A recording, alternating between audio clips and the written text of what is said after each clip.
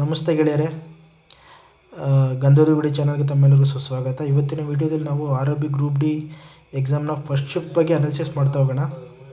ಇವತ್ತಿನ ಪೇಪರ್ ಹೇಗಿತ್ತಪ್ಪ ಅಂದರೆ moderate to tough ಅಂತ ಹೇಳ್ಬೋದು. ಬೆಸ್ಟ್ ಅಟೆಂಪ್ಟ್ ಅಂದರೆ 70+ ವಿತ್ 90% ಅಕ್ಯುರೇಸಿ ಇದ್ದರೆ ಅದು ಬೆಸ್ಟ್ ಅಟೆಂಪ್ಟ್ ಅಂತ ಹೇಳೋಕ್ಕೆ ಇಷ್ಟಪಡ್ತೀನಿ ಗೆಳೆಯರೆ. ಇವತ್ತಿನ ಪೇಪರಲ್ಲಿ ಗಣಿತ ತೊಗೊಂಡ್ರೆ ಗೆಳೆಯರೆ, ಗಣಿತ ಈಸಿ ಇತ್ತು.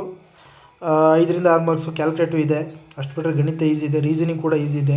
ವಿಜ್ಞಾನದಂತ ಬಂದರೆ ಫಿಸಿಕ್ಸಲ್ಲಿ 4ರಿಂದ 4 ಮಾರ್ಕ್ಸ್ ನ್ಯೂಮರಿಕಲ್ಸ್ ಇದೆ. ಲೈಟು,